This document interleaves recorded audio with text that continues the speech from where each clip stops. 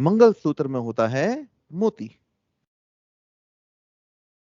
तो ये जो मोती होता है, मोती को जरा इसका चित्र देखेंगे तो ये जो गोल गोल चित्र है पूरा का पूरा, this is called Rahu. This is called Rahu. तो राहु होता है ये पूरा गोल चक्कर, पूरा ये गोल चक्कर सर जो पेरीफेरी है।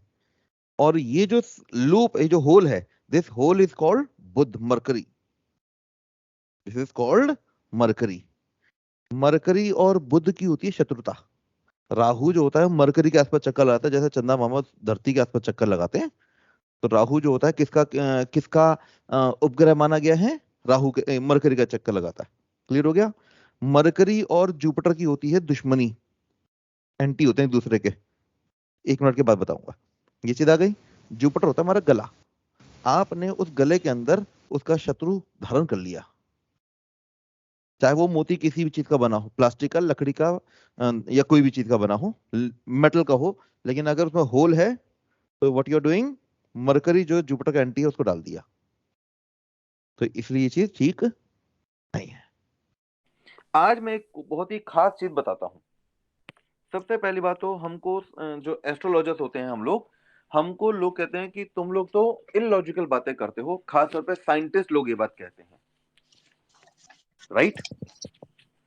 साइंटिस्ट हमको कहते हैं कि हम इलॉजिकल बात करते हैं, और हमको लगता है कि उनको हमारी बात समझ नहीं आ रही। एक्चुअली में दोनों बातें एक ही हैं, बहुत कम डिफरेंस है, बस कहने वाला चाहिए, बताने वाला चाहिए। मैं दोनों दुनिया से बिलोंग करता हूं, तो मैं दोनों का डिफरेंस और सिमिलरिटी जज कर सकता हूं। देखिए, हमारे पास में ये सन है, ये सूर्य है। मेरे को नहीं चाहिए कि हमारे किसी भी पर्सन को, मेरे ग्रुप के किसी पर्सन को कोई नॉन साइंटिफिक बोले। इनके आसपास अलग अलग प्लेनेट चक्कर लगाते हैं सन के आसपास, ये हम सभी जानते हैं। इन्हीं में जी। हमारे पास में हमारा प्यारा नीला ग्रह है, जिसको हम कहेंगे अपनी धरती।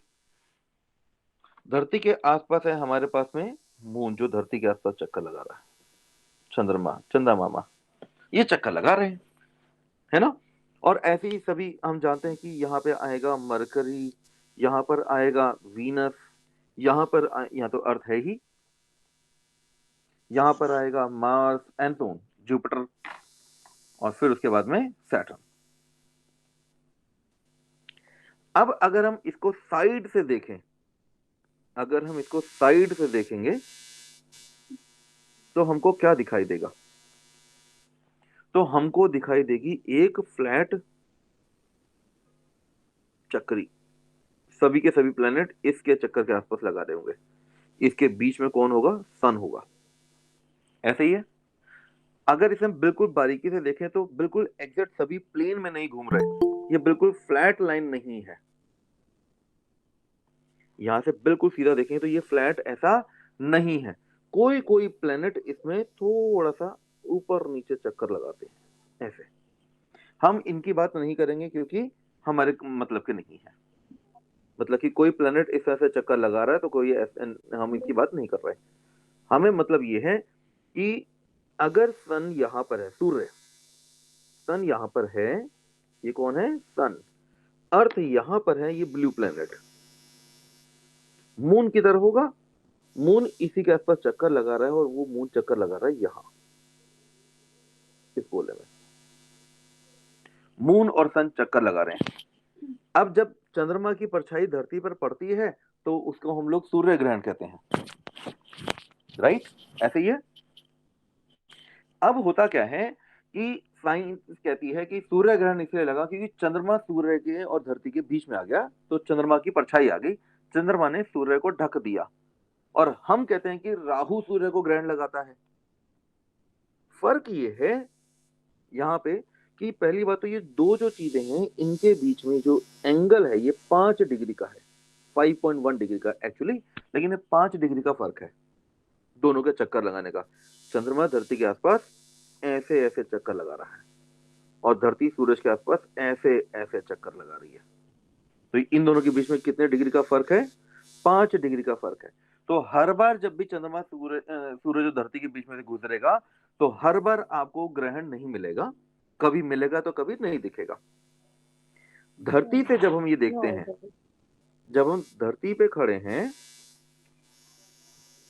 धरती पे कोई व्यक्ति विशेष खड़ा है, यहाँ पर कोई कुछ कह रहे हैं, तो धरती पर खड़े होने पर हमें ये येलो वाला चक्कर में दिखाता हूँ, अगले पेज दिखाता हूँ। ये हम धरती पे खड़े, नीली नीली धरती, यहाँ पे किसी व्यक्ति ने देखा आसमान की तरफ, तो वहां पे वो देखेगा कि चंद्रमा इस गोल चक्कर पे चक्कर लगा रहा है, इस रूट पर, और सन का रूट ये रहा। ये दोनों रूट इस जगह पे मैच करते हैं, दो जगह पे क्लैश करेंगे। ये है हमारे पास में राहु, ये है हमारे पास में केतु। इनको बोलते हैं नोड, इनको बोलते हैं नोड। यहाँ पे कोई प्लेनेट है नहीं, कोई भी चीज है नहीं, बस ये एक वर्चुअल पॉइंट है। लेकिन जब हम इसको साइंस की लैंग्वेज में देखते हैं तो ये कौन सी जगह आएगी? ये वही जगह आती है जहां पर हमारे पास में सूर्य ग्रहण या चंद्र ग्रहण लगते हैं। सूर्य की तरफ वाली, सूर्य और धरती के बीच की चीज को बोलते हैं राहु, और जो दूसरी साइड पे होगा उसे बोलते हैं केतु। तो मतलब क्या हो गया? बहुत सीधी सी बात आ गई कि मेरे पास में ये रहा सन,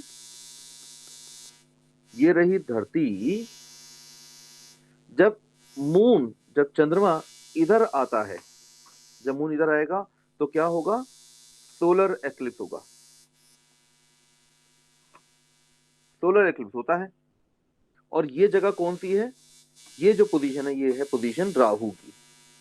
तो राहु वाली पोजीशन पर सूर्य को ग्रहण लगाता है, तो यानी कि राहु सूर्य को, सन को ग्रहण लगाएगा। यानी कि राहु और सन आपस में एक दूसरे के एनिमी हो गए।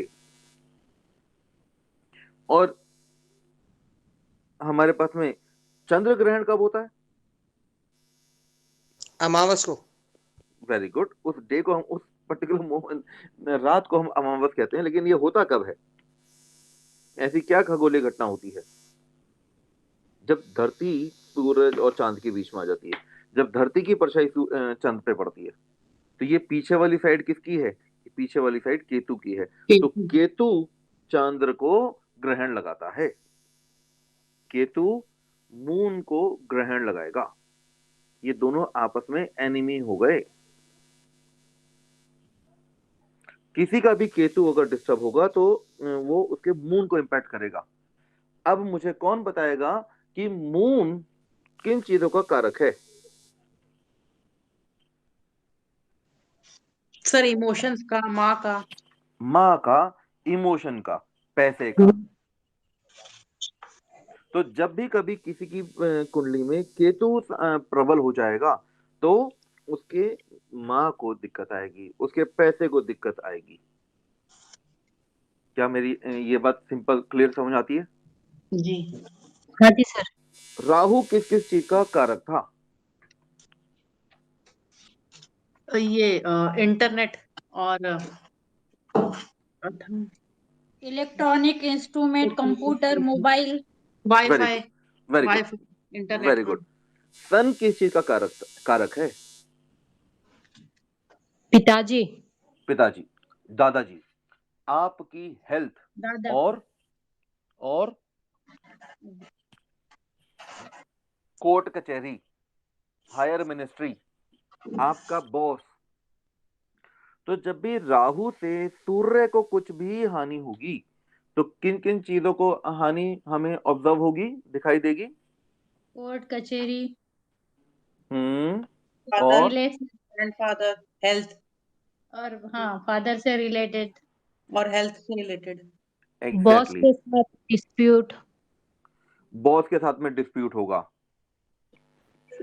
सर हम मतलब मैंने तो ये ऑकल्ट साइंस में और भी कितने सारे स्ट्रीम मैंने पढ़े हैं, लेकिन आप जिस तरह से पढ़ा रहे हैं और जिस जैसे आप समझा रहे हैं वो कोई मतलब अभी तक मैंने नहीं देखा है, मतलब अभी तक एक्सपीरियंस नहीं किया है। मतलब आप मतलब एकदम अलग हैं, बेस्ट हैं, बेस्ट बेस्ट बेस्ट हैं।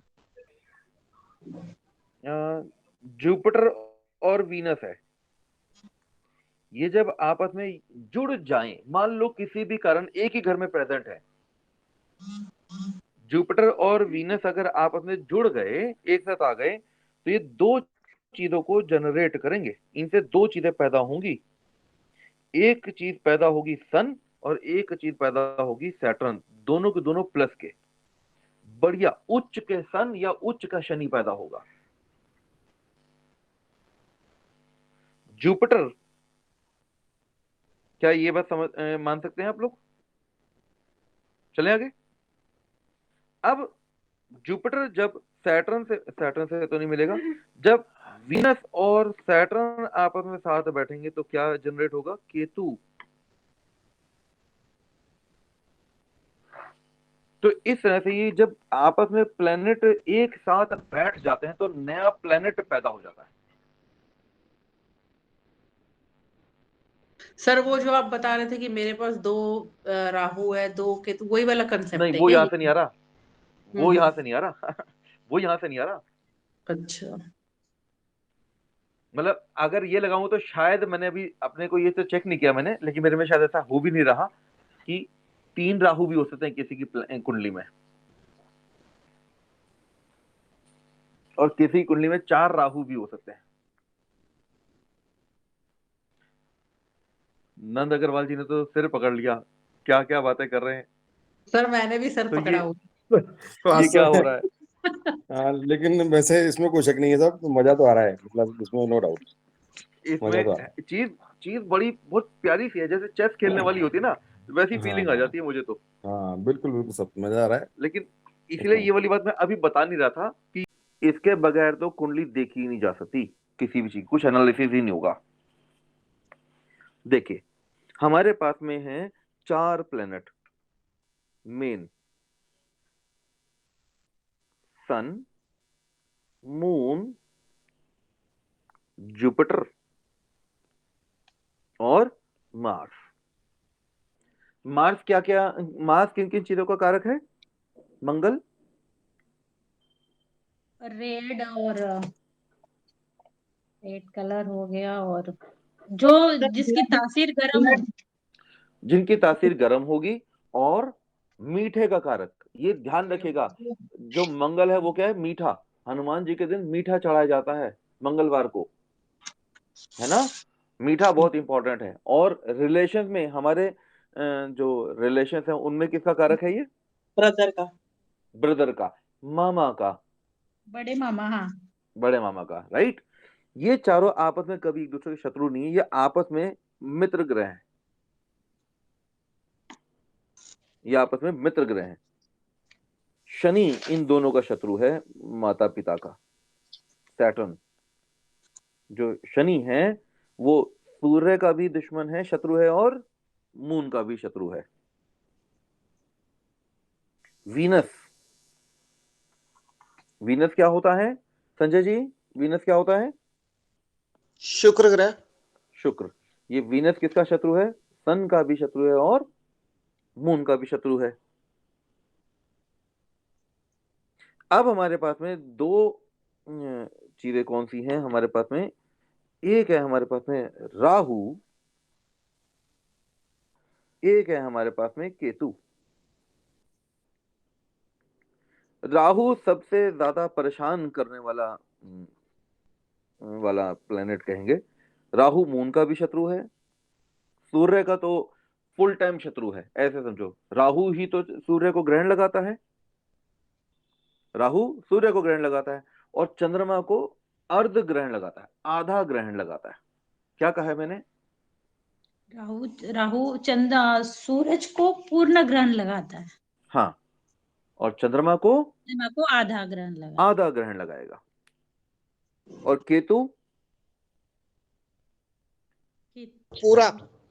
केतु चंद्रमा को पूरा ग्रहण लगाएगा और सन को आधा ग्रहण लगाएगा। लेकिन ये शत्रु तो होगा ना आपस में, ठीक है? अच्छा, राहु शुक्र का भी शत्रु है, जुपिटर का भी शत्रु है, मार्स का भी शत्रु है। राहु है शत्रु जुपिटर का, जुपिटर किसी से दुश्मनी नहीं करता, ठीक है? अच्छा, ये चीज आ गई। जो हमारे पास में केतु तो मून का शत्रु हो गया फुल टाइम, केतु मार्स का भी शत्रु है। अब कौन सा प्लेनेट मैंने इसमें नहीं सर लिखा? दोबारा बोलना, समझ नहीं आई। क्या चीज? केतु 2 का दुश्मन है, मून का भी और मार्स का भी। चंद्रमा का और मंगल का शत्रु है केतु। ठीक है सर। ठीक है, अच्छा। अब ये बताओ आलोक जी, आलोक जी नमस्कार। आलोक जी हाजिर हो? सर हेलो, हाँ जी। आचार्य जी, ये गुरु का नहीं है, ये केतु दुश्मन? नहीं, ठीक। लाल किताब में नहीं है। अब हमारे पास में रह गया मरकरी। मरकरी, मरकरी किनका शत्रु है? मरकरी शत्रु है मार्स का। मरकरी शत्रु है जुपिटर का, बुध। और मरकरी हमारे पास में मून का भी शत्रु है। लाल से लिखना चाहिए। ये आपस में शत्रु ग्रह है। ये मैंने कॉम्बिनेशन बता दी। क्या ये चित्र आप बना सकते हैं? जी जी सर। चलिए, इसको ऐसे भी समझ सकते हैं। हमारे पास में एक है देवता और एक है हमारे पास में दानव, राक्षस। तो 2 खेमे हैं, देवताओं के और राक्षसों के। यहां पे कौन कौन है? सन, मून, जुपिटर और मार्स। ये चारों आपस में, इनमें से कोई शत्रु नहीं है, एक दूसरे से मित्रता करते हैं ये चारों। इधर कौन आएंगे? यहां पर आएंगे इन सबके लीडर कौन? सैटर्न। सैटर्न। सैटर्न के 2 चेले, सैटर्न के 2 चेले, राहु और केतु। राहु और केतु ये दोनों किसके हैं? शनि के चेले हैं। ठीक है, इन दोनों को वकील समझ लेना आप। अच्छा, अब हमारे पास में क्या हो गया? और राहु तो हमारे से अपोजिट पार्टी का वकील है। क्या कहा है मैंने? हम कोर्ट कचहरी में जाते हैं, हम सभी नहीं जाते, भगवान ना करे कि हम में से किसी को कोर्ट कचहरी जाना पड़े, लेकिन अगर किसी का कोर्ट में केस चल रहा है तो उसकी अपोजिट पार्टी का जो लॉयर होगा वो कौन है? राहु। राहु होता है ससुराल। राहु होता है ससुराल। अच्छा, यहां पर आ गया वीनस। वीनस को शनि की पत्नी का दर्जा देते हैं, पत्नी या उसके स्पाउस का दर्जा देते हैं। ठीक है, राहु और वीनस की भी नहीं बनती आपस में, ये भी आपस में लड़ते रहते हैं। जैसे देखा ना ऊपर, ये बनाया था मैंने, ये भी शत्रुता है इनकी। लेकिन वीनस को मैं यहां से हटा रहा हूं।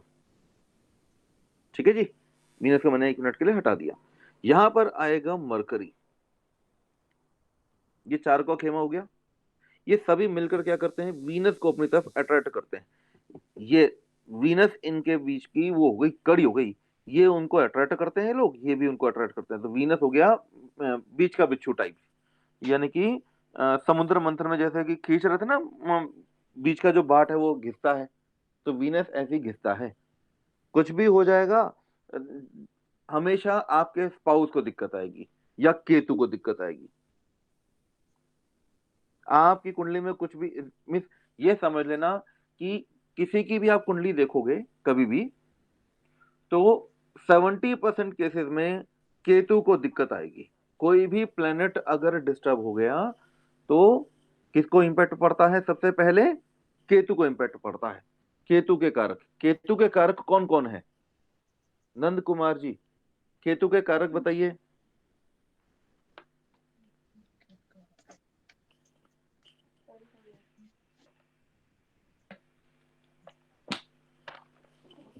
हेलो। हेलो, हाँ जी नंद कुमार जी। हाँ जी सर। केतु के कारक, हाँ जी, मतलब केतु को जो रिप्रेजेंट करते हैं वो तो पीला नींबू, चूहा, सुअर, इस तरह के वो करते हैं। Relation, son, son. Relation, body part, body part बताइए और रिश्ते बताइए कौन कौन से हैं। लाल किताब सन रिश्तों की किताब है। सर आपके घर में नींबू खराब हो जाए तो कितना फर्क पड़ेगा बताओ, रिलेशन ग्रांड इंपॉर्टेंट है। ग्रांड सन सन ये है। बेटा, हाँ बेटा, पोता और पोता और दोहिता। बेटा, हाँ जी। अगर किसी के मल्टीपल एक से ज्यादा बेटे होंगे तो वो केतु होंगे। अकेला बेटा होगा तो किसका कारक है? वो सन का होगा। राशि सन जी, अकेला बेटा किसका होगा? सन का होगा सर। अकेला बेटा सन का है। और अगर मल्टीपल हैं, एक से ज्यादा पुत्र पुत्रियां हैं, तो उसमें हम केतु काउंट करेंगे। ठीक है, जी। ये फर्क है। ग्रांड जाएगा तो मुझे पोता पोती, ग्रैंडसन भी आएगा। भतीजा और भांजा। अब आगे बात करते हैं। ये वाली बात तो मुझे लगता है कि शत्रुता, ये वाली बात क्लियर है, ये बड़ा इंपॉर्टेंट है ना। जब मल्टीपल प्लैनेट साथ में बैठे होंगे तो ये चीजें इंपैक्ट करती हैं। अच्छा, अब हमारे पास में ये आ गया, इसे आगे चलते हैं आगे। नो डाउट, शानदार सर, बहुत बहुत बिल्कुल आपका धन्यवाद, इंटेलेक्चुअल लेवल बहुत धन्यवाद। शानदार है। ये ध्यान रखिएगा। नेक्स्ट, अब बात करेंगे हमारे पास में कुंडली जो होती है वो हम कैसे देखते हैं। कुंडली देखने का तरीका, कुंडली देखने का तरीका वो क्या है? अब मैंने क्या किया, कहीं से भी बर्थ चार्ट बनाया, किसी भी व्यक्ति का बर्थ चार्ट रेडी किया। बर्थ चार्ट अभी मैं आपको बनाना नहीं सिखा रहा हूं, लेकिन जब हमारी 5-6 क्लासेस हो जाएंगी, जब आप लोग मैच्योर हो जाओगे इस सब्जेक्ट के अंदर, तब मैं आपको लास्ट में बर्थ चार्ट बनाना भी सिखाऊंगा। बर्थ चार्ट हम बनाएंगे कैसे कैसे, हम आपकी जन्म तिथि से भी निकालेंगे, खुद कैलकुलेट करना सीखेंगे, और आपके जिनके पास में डेट नहीं है, यहाँ पे तो हमने डेट यूज की थी, डेट प्लस टाइम। कईयों के पास में डेट और टाइम होते ही नहीं है, अंदाजा होता है कि हम 5 तारीख को पैदा हुए थे शायद, या जन्माष्टमी के दिन पैदा हुए थे दोपहर के टाइम पे, एक रफ आइडिया होता है। तो हम बिना डेट के, जब विदाउट डेट और टाइम, किसी के पास में डेट है लेकिन टाइम नहीं है, या दोनों ही नहीं है, तो हम उस तरह से भी हम कुंडली बनाना सीखेंगे बाद में। आज हम लोग ये काम नहीं कर रहे, ये इसके लिए आपको काफी सब्जेक्ट की सीनियरिटी चाहिए। आज हम करेंगे जो बर्थ चार्ट है फ्रॉम डेट और टाइम से बनाएंगे। ठीक है, अभी तो बल्कि हम लोग बनाएंगे फ्रॉम सॉफ्टवेयर। ऑनलाइन निकाल लीजिए, या फिर आप लोगों ने मोबाइल में कोई ऐप इंस्टॉल कर लिया होगा। जब भी आप उसमें अपनी डिटेल डालते हैं, कोई कुछ कह रहे हैं?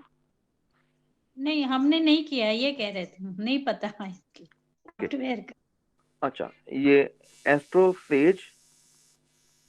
astroSage.com या कोई भी और, मैं किसी भी पर्टिकुलर व्यक्ति विशेष का एडवर्टाइजमेंट नहीं कर रहा हूं, मतलब आप किसी भी और एनी अदर रेपुटेटेड जो भी कोई होगा आपको लगता है, आप उससे निकाल लीजिए, बहुत आसानी से बन जाते हैं जी। ठीक है। अब हमने क्या किया, मैं एग्जाम्पल के लिए किसी एक व्यक्ति विशेष की मैंने एक कुंडली देखी, जब मैंने उसमें डिटेल देखी,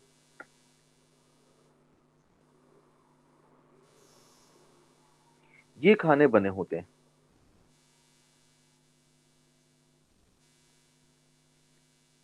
ये ब्लैंक है। हमने कौन सा प्लेनेट, कौन सा नंबर देखना है, हमने हमेशा इसको एंटी क्लॉकवाइज चलाना है, ऐसे रीड करना है, एंटी क्लॉकवाइज, काउंटर क्लॉकवाइज चलाना है। उम्मीद करता हूं ये क्लियर है। हाँ जी सर, क्लियर है ना। अच्छा, इसमें हमारे पास में क्या नाम है उनका, विक्रम जी।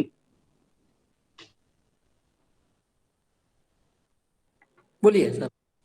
हाँ जी विक्रम जी, ये क्लियर है आपको? हाँ, ये पूरा आपकी आवाज आई नहीं रही, तो इसलिए मैं कहा पूछ लूं आपसे।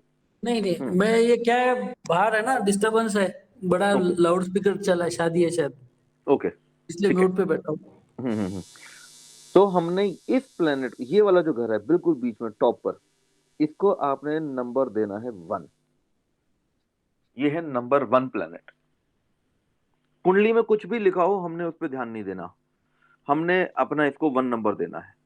1 2 3 4 5 6 7 8 9 10 11 12। क्या हम ये काम कर सकते हैं? जी सर। लाल किताब में यही है। हो सकता है कि जो आपको ऑब्जर्व हो, जो आपने ऑब्जर्व किया वो ये हो।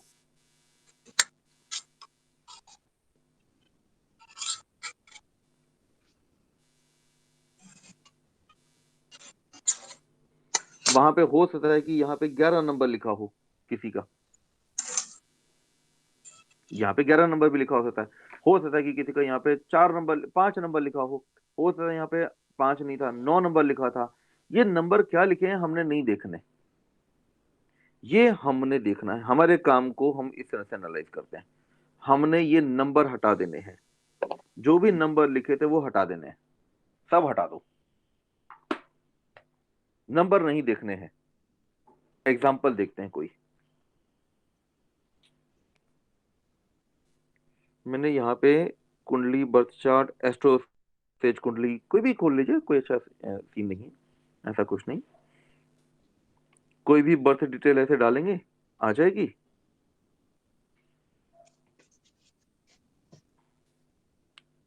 कुछ भी नाम मैंने डाल दिया। अब हमने इसमें कौन सा चीज देखनी है? लग्न देखना है। ये आया, नहीं थोड़ा सा घुमाना पड़ेगा हमको। यहाँ पे देखो बहुत सारे नंबर आपको आ रहे होंगे, 7 8 6 5 4 ये लिखे हुए हैं। ये नंबरों को भूल जाओ, ये कोई काउंटिंग के नहीं है। आप लोगों को सीधा दिख रहा है? क्या चीज? आपको सीधा दिख रहा है आप लोगों को? जी सर, सीधा दिख रहा है। सीधा दिख हाँ रहा है जी। ना? ठीक है। तो यहाँ पे क्या चीज आ गई जरा देखो तो,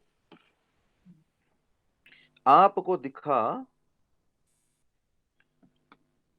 जो हमने कुंडली में अभी देखा, किसी की भी डिटेल डालेंगे तो यहाँ पर आपको 6 नंबर दिखाई दिया, जहां पे LA लिखा हुआ है ना? हाँ। तो 6 लिखा है, 5 लिखा है, 4 लिखा है,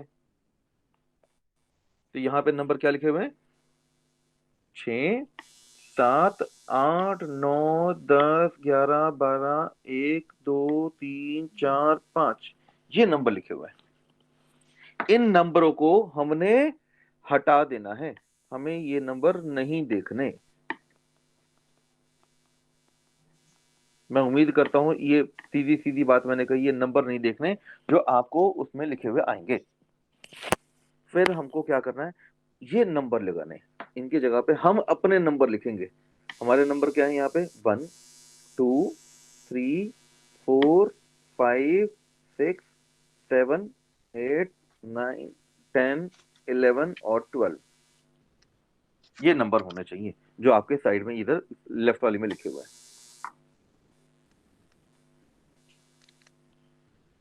उम्मीद करता हूं ये सिंपल सी बात थी, क्लियर हो गई।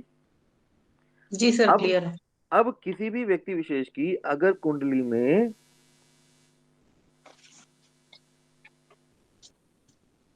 कुछ भी, मैं रैंडम लिख देता हूं,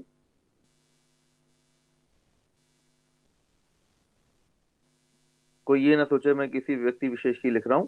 यहाँ पे मंगल है, यहाँ पे सैटर्न है, यहाँ पे JU लिखा है, यहाँ पे RA लिखा है, यहाँ पे MO लिखा है,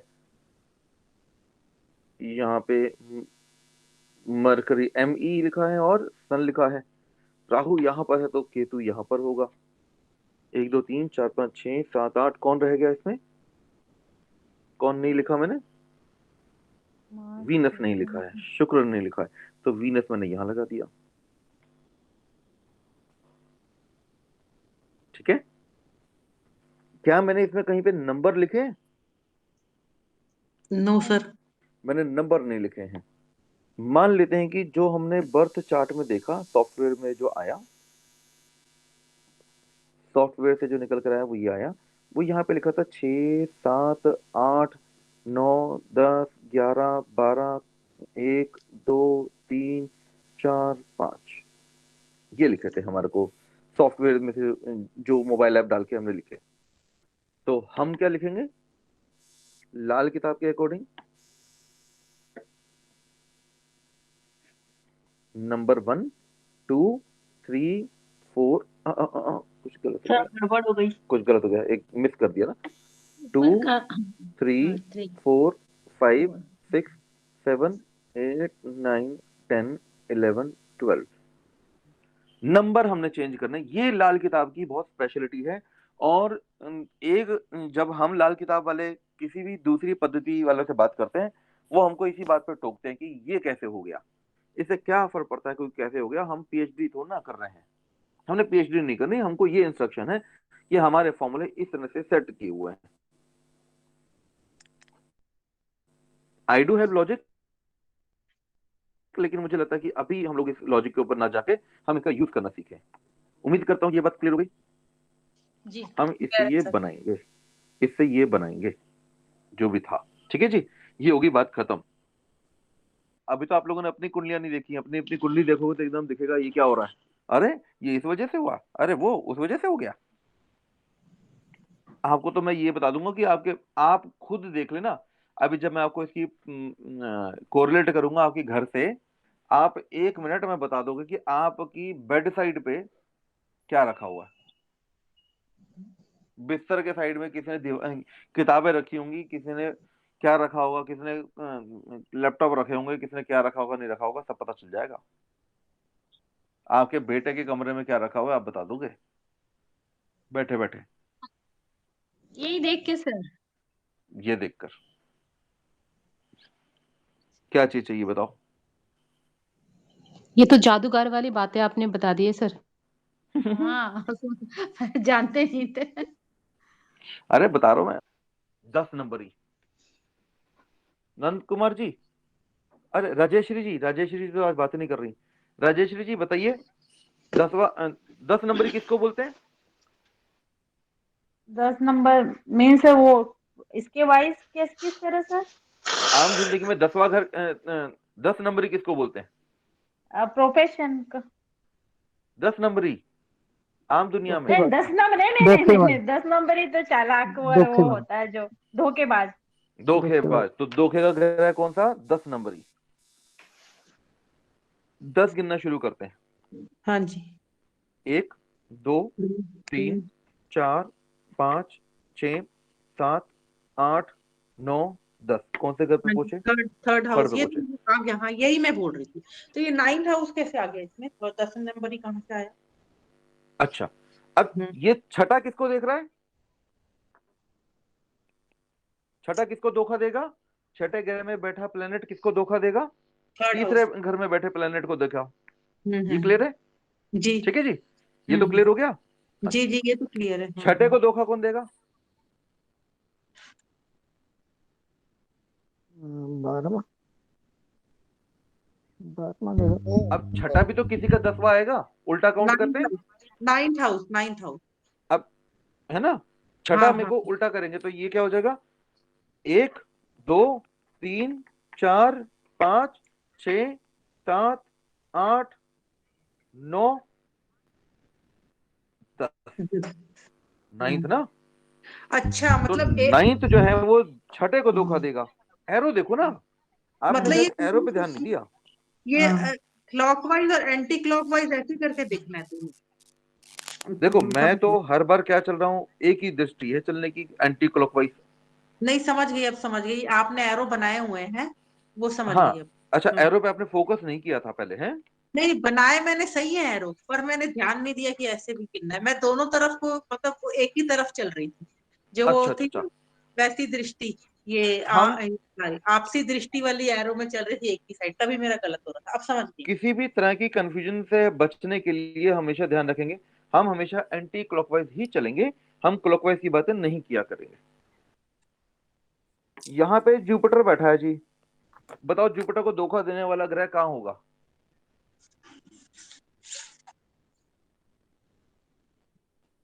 तब भूल जाओ, सारी बातें भूल जाते हैं, अब करते हैं। जुपिटर को धोखा कहां से मिलेगा? 7th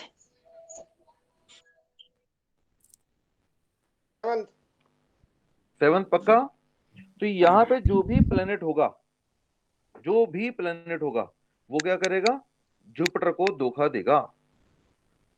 एक मिनट, जुपिटर इस एक्स को धोखा देगा, जुपिटर धोखा देगा एक्स को। क्या ये क्लियर है? जो भी प्लेनेट प्रेजेंट है, सर एक्स 1 का 2 3 4 5 6 7 8 9 10। हाँ जी बोलिए।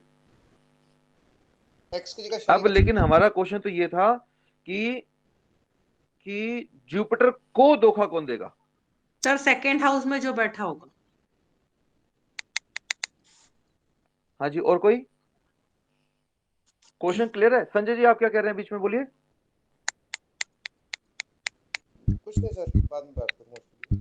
मेरा क्वेश्चन ये है कि सर जुपिटर को धोखा कौन देगा? जुपिटर ने तो एक्स को धोखा दे दिया। फर्स्ट हाउस में जो बैठा होगा वो, जो फर्स्ट हाउस में बैठा होगा वो देगा जुपिटर को धोखा। हाँ जी, तो जो हमारे पास में इधर होगा, मैं हरे रंग से लिखता हूं इसको,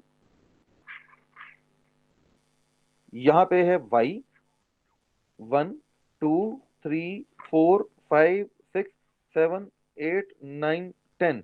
तो y जुपिटर को धोखा देगा,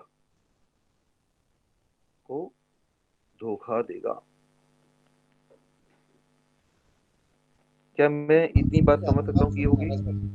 अब अच्छा समझ आ रहा है। क्लियर है। ठीक है, ये देखो ना, क्योंकि पहले तो नंबर देख रहे थे, नंबर से हम कुंडली का विश्लेषण नहीं कर पा रहे थे। धोखे का क्या मतलब है? सब इसको सरल भाषा में ऐसे कह सकते हैं कि 6 और 9 की थे, 9 प्लस 10 19 हो गया।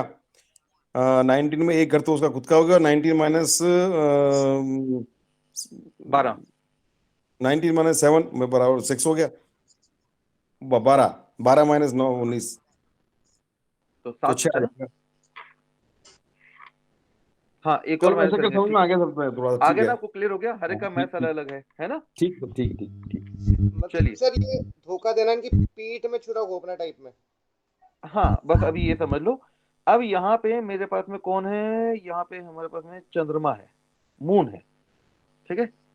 इस मून को कौन धोखा देगा बताइए? इस मून को धोखा कौन देगा? 3 नंबर सर 9th हाउस में जो होगा, यानी कि हाँ, उल्टा काउंट जो करना शुरू करेंगे। 1 2 3 4 5 6 7 8 9 10। तो 9th हाउस में जो भी होगा, जो भी 9th हाउस में होगा, एक्स है, तो एक्स मून को धोखा देगा। ये क्लियर हो गया? जी सर। अच्छा, मून किसको धोखा देगा? सर ये तो क्लॉकवाइज हो गया ना। सर जो 3rd हाउस में होगा उसको मून धोखा देगा। अरे गलत बोला। मैंने गलत कर दिया।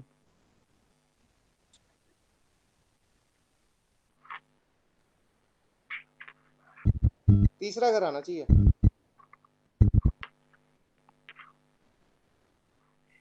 एक्स मून को धोखा देगा। क्या मैंने ये कहा था, कुछ और कहा था? सर यही बोला था।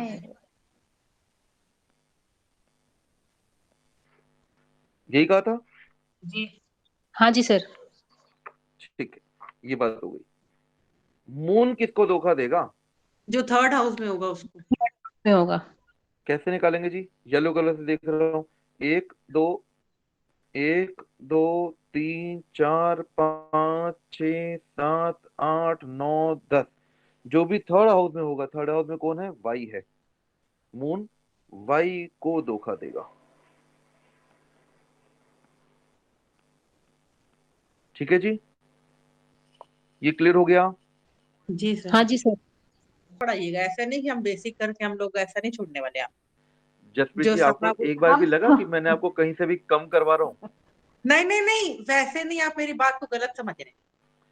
मैं आपके नहीं कोर्स को सर, तो बोले हैं, सर बोले हैं कि ये बेसिक है पर एडवांस तक पढ़ाएंगे बोले हैं ना। नहीं वो हाँ हाँ हाँ वो पूरा पढ़ के अब हम लोग आपका पीछा छोड़ेंगे। पीछा ही आपका नहीं ये बैच छोड़ेंगे। हाँ, पीछा ही आपका नहीं ये बैच मेरा पहला बैच है, और इस बैच को शुरू करने में एक सबसे बड़ा हाथों में अगर मैं कहूँ तो अशोक जी का है। Thank you Ashok ji. Thank you thank you thank you. Thank you और थैंक यू। चाहे अशोक जी ने मेरे को फिर कंपेल किया और बस मैंने भी कह दिया, तो बस फिर उसके बाद तो कह दिया तो फिर करना ही था। सर क्या है ना, सबसे बड़ी बात है बर्डन वाली फीलिंग नहीं आती, मजा आता है पढ़ के। Excellent for other sir. ये वाली चीज है। आई सर विश कि सभी सीखें अच्छा सर। वेबिनार के लिए तो मैंने बोला था सबसे पहले, तभी आपके पास आई स्टूडेंट विश आए हैं। थैंक यू अब सलीम। हाँ, दूसरा थैंक यू हमारे जी पास में थैंक यू। जसवीर सर जी ने मेरे को कहा था, जसवीर दो ही लोगों ने मेरे को कहा था, मैं आपको फ्रैंकली बताऊं, जसवीर जी ने कहा था कि सर आप ये ऑनलाइन हमारे को सब चीजें करवाओ। बोले पहले वेबिनार अशोक जी बता ने दो कहा कि था आपका क्या है, करवा अशोक जी दो। ने कहा था कि सर आप कोर्स शुरू करो, फीस लेंगे, सब कुछ होगा, जैसा आप बोलेंगे वैसा होगा। और जसवीर जी ने कहा था कि सर आप इसको हमारे को ऑनलाइन पढ़ाओ। ये दो लोग हैं सच में।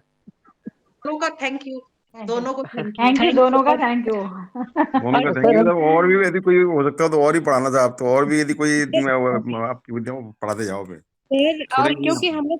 सर के पास बहुत पहले विद्या है। सर सर एक क्योंकि हम बार लोग मेरी जो बात हुई है सर से, बहुत सारा है सर उनके पास। सर सर हम लोग आपकी सर हम लोग पहले बैच में पढ़ रहे हैं, तो अब भले आपने और जितना भी पढ़ा लेंगे पर हमारी तो ऑनरशिप आपके प्रति ज्यादा ही रहेगा। एग्जैक्टली। और मैं आपको बता रहा हूँ, जितना मैं इसमें सीख सकता हूँ, जितना मैं सीख के, जैसे फ्यूचर में मुझे कुछ नया आता जाएगा, लाल किताब में मुझे जितना भी आता रहेगा, आपके बैच ये चलता रहेगा। सर ये बताइए, थैंक हम यू लोग सर। बच्चे तो सारे बच्चों को तो टीचर पसंद है, आपको आपका पहला बैच पसंद आया कि नहीं? सारे बच्चे मेरे को तो आपको पसंद आ रहा है।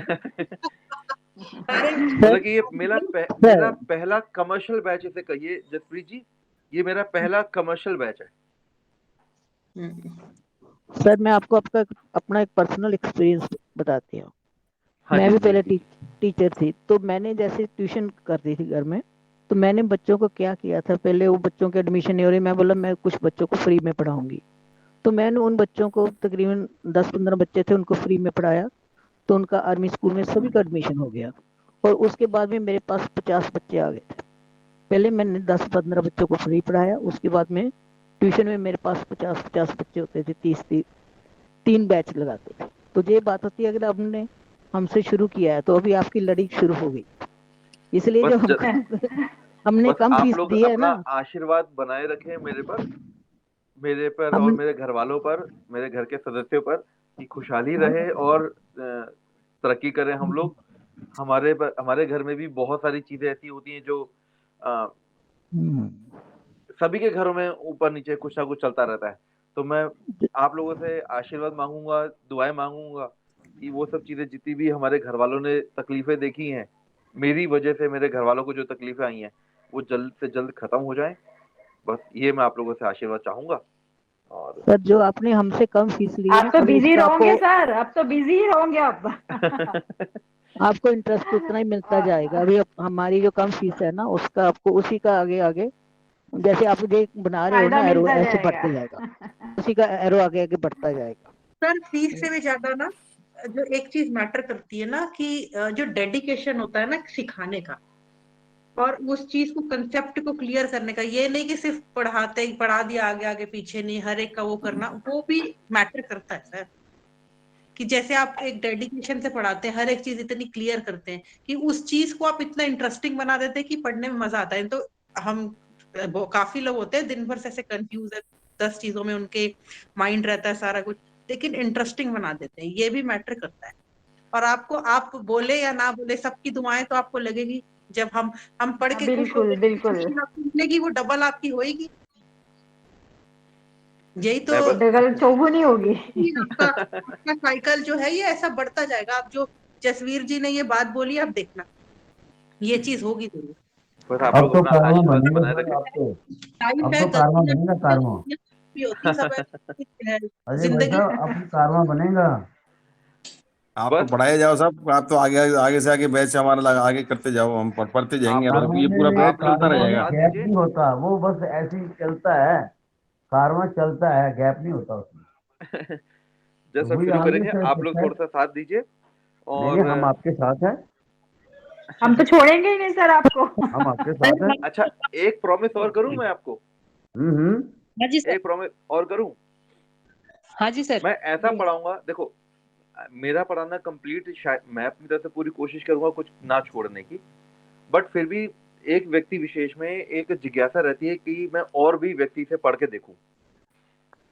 मैं आपको इतनी प्रॉमिस करता हूं कि आप जिस किसी भी और व्यक्ति से आप पढ़ोगे, मैं इतना पढ़ा दूंगा कि you will not gate satisfied. ये मेरा प्रॉमिस है, मैं अपनी जी जान लगा दूंगा। गुड गुड, सर वेरी एक बात थैंक और you add thank you thank you. ये एक बार और ऐड करना चाहूंगी कि ये जो भी ग्रुप है, जितने भी हैं अपने सब मेंबर्स यहाँ पे, ये सब इतना पॉजिटिव है ना, इतनी पॉजिटिव वाइब आती है, सब इतने खुश होके अच्छे से वो करते हैं, बहुत इस ग्रुप की बहुत पॉजिटिविटी, 1% भी कभी नेगेटिव वो वाली नहीं आती। हाँ, इसमें कहीं से भी कुछ ऐसा नहीं आता कि कोई परेशान हो रहा है, परेशान क्यों है या करा कुछ दो, कुछ नहीं। और वो पढ़ते कंफ्यूजन हो पढ़ते गई। भी आप नोटिस करेंगे, कोई भी बात भी करेगा ना आपसे, या मैं भी ये इतने दिन से नोटिस करी, 2-3 दिन से कोई बात भी करेगा, हर एक जन खुश होता है, सब खुश होके सही है, बिल्कुल सही है, जसप्रीत एक्साइटेड ने रहते सही हैं, कहा सर। है ना, वो ये मैटर करता है सर। यही सर एक टीचर की यही एक वो ब्लेसिंग है, और क्या है बताइए। यही है और हमारी। Sir we are all sorry proud of you sir. मैंने आप लोगों से पूछा था टेम्पल के बारे में, फिर से लोग भूल गए बात करना। नहीं सर, बताना जरूर बताना। आप लोग पूछोगे तो बताऊंगा मैं। आपने कुछ तो ठीक सोया है हुआ सर। भाव। मर्क्यूरी का बोला था कि किसका बोला था बोलने, याद नहीं आ अरे रहा मुझे। ओके, चलिए 2 चीज बोली थी, एक टेम्पल वाला और एक कुछ और, एक चीज और बोली थी आपने। चलिए बताना, याद आए तो बताना। तो अभी क्या है, सोया हुआ भाव। सर अगर बिल्कुल कोई कोई हाउस वैकेंट हो, खाली हो, वैकेंट हाउस, या जिसपे कोई दृष्टि ना आ रही हो, और नो दृष्टि of other planet, of other planet, तो वो क्या कहलाएगा, सोया हुआ भाव। वो भाव सोया हुआ है। अब देखें अशोक जी ने जो कुंडली दी थी उसमें क्या है, बल्कि अशोक जी की कुंडली 1 मिनट के बाद देखेंगे। एक बात और बतानी है। हाँ जी बताइए, अगर 10th हाउस में जुपिटर है और यहाँ पे कोई नहीं है, खाली है, अब क्या होगा।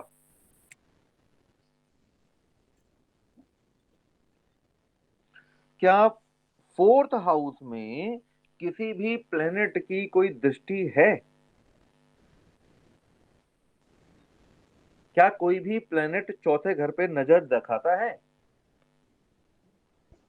सर जुपिटर ही मारे। जुपिटर।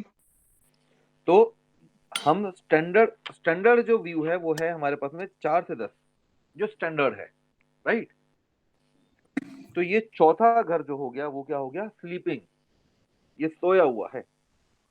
4th हाउस क्या है, स्लीपिंग, खाली भी है, और उस पर किसी की डायरेक्ट दृष्टि नहीं पड़ रही। ठीक है। अच्छा, अब अगला क्या होता है हमारे पास में, सोया हुआ प्लेनेट, सोया हुआ प्लेनेट या ग्रह। सोया हुआ ग्रह क्या कहेंगे,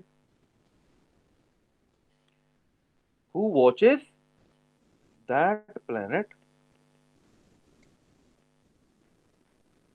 who watches vacant house। अब अगर ये जुपिटर चौथे घर को देख रहा है, तो चौथा घर कैसा है, खाली है, भरा हुआ है। खाली है। तो जुपिटर कौन हुआ, सोया हुआ ग्रह, सोया हुआ प्लेनेट। तो जुपिटर इज स्लीपिंग प्लैनेट, और ये ऊपर वाला क्या था, स्लीपिंग हाउस। क्या ये दो बातें क्लियर हैं आपको?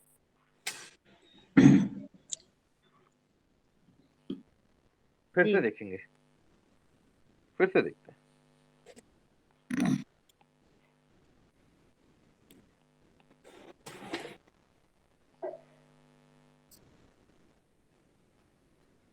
हमारे पास में कुंडली कहाँ है, ये रही।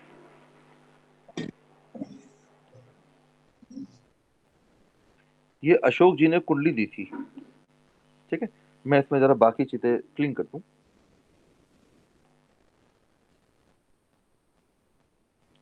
हाँ जी, इसमें कौन कौन से हाउसेस खाली हैं, स्लीपिंग है, और कौन कौन से प्लेनेट स्लीपिंग है, बताना शुरू करेंगे। 1 से शुरू करते हैं। तो क्या 1 to 7, तो यहाँ पे स्लीपिंग हाउस कौन सा है?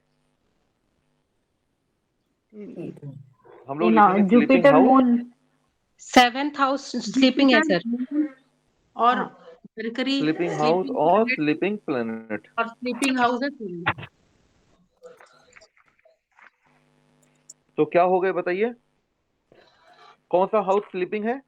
7th। हाउस बात करेंगे तो 7th हाउस स्लीपिंग है। चलिए, तो स्लीपिंग प्लेनेट कौन से हो गए? जुपिटर, मून और मरकरी। जुपिटर सो रहा है, मून सो रहा है, मरकरी सो रहा है। तो इनको जगाना है, ये जागृत नहीं है, इनको जागृत करवाना होगा। ये अपनी उम्र पे जाग जाते हैं या कुछ एक्टिविटी करने पर जाग जाते हैं, वो हम अभी बात करते हैं। पहले हम लिस्ट बना लें, ठीक है जी। चलिए दूसरे घर से देखते हैं। दूसरे घर की दृष्टि किधर जाती है? 6th house. छठे हाउस में। तो ये कौन सा हाउस स्लीपिंग है? 6th। छठा स्लीपिंग हाउस है, और सैटर्न सोया हुआ है। यानी कि सैटर्न न्यूट्रल बैठा है, सैटर्न कुछ नहीं करेगा, सैटर्न कुछ नहीं किया। अच्छा जी, इसका मतलब ये कि इनकी जिंदगी में जिस व्यक्ति की विशेष की थी, क्या सैटर्न से रिलेटेड कोई काम ही नहीं हुआ? ऐसा तो नहीं है। तो अपनी कुछ एक्टिविटी की वजह से जाग जाते हैं, वो हम अभी बात करेंगे कैसे जागते हैं, लेकिन अभी पहले स्टैंडर्ड लिख रहे हैं। और क्या होगा जी? 8th हाउस खाली है, वो तो खैर बात नहीं करेंगे। 3rd हाउस किधर जाएगा? 3rd हाउस देखेगा 9th को, 11th। दोनों खाली, तीसरा और 9वां खाली जी। बढ़िया है जी, कोई टेंशन नहीं। पर ये जब दोनों ही 11th खाली हैं, दोनों में ना कोई है ना कुछ वीराना पड़ा है, तो कोई बात ही नहीं करेंगे। जी। तीसरा और 11वां, तो कौन सोया हुआ है जी? 3rd सोया हुआ है जी। और कौन सा प्लेनेट सोए हुए हैं जी? राहु, वीनस। राहु भी सोया हुआ है और वीनस भी सोया हुआ है। अच्छा जी, अब बताइए फिर कौन सा हो गया? चौथा और 10वां, इसमें बताओ क्या होगा? खाली है तो दोनों इस ये तो खाली प्लैनेट। है, कुछ नहीं कहेंगे, है ना। अच्छा, 5वां किसको देखता है जी? 9th house. 5वां देखेगा जी 9th हाउस को। तो ये क्या हुआ, सो रहा है जाग रहा है? सोया है। सोया हुआ है। तो कौन सा हाउस सोया हुआ है? 5वां 9th। हाउस सोया हुआ है। और कौन सा प्लेनेट सोया हुआ है जी? केतु सोया हुआ है। केतु। अच्छा, छठा बताएंगे जी? 12th को देख रहा है। तो छठा भी सो गया, और कौन सो गए? सन भी सो गया और मार्स भी सो गया। गिनना कितने सोए हुए प्लेनेट है? सर हमारे तो 1 2 3 4 5 6 7 8 9, 9 के 9 सोए हुए हैं। सब सो गए। सब सो गए। आप कैसे उठाए इनको? तो गाना याद आया सर? करण हाँ हो जी? गया सर। फिर से बोलिए, फिर से बोलिए। सो गया ये जहां, सो गया आसमान। इसको हम ब्रेक के बाद बताएं या अभी बताऊं? अभी बता दीजिएगा सर। चलिए फिर लिखना शुरू करो। चलिए जी, लिखना शुरू कीजिए। तो कब जगाएंगे, कब जागेंगे ये लोग? जुपिटर कब जागेगा? स्लीपिंग प्लेनेट कैसे जागेंगे?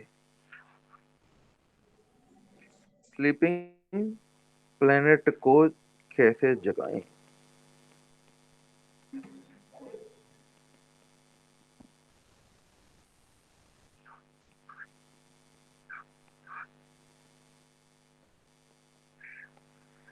तो सबसे पहले हमारे पास में कौन से आएंगे?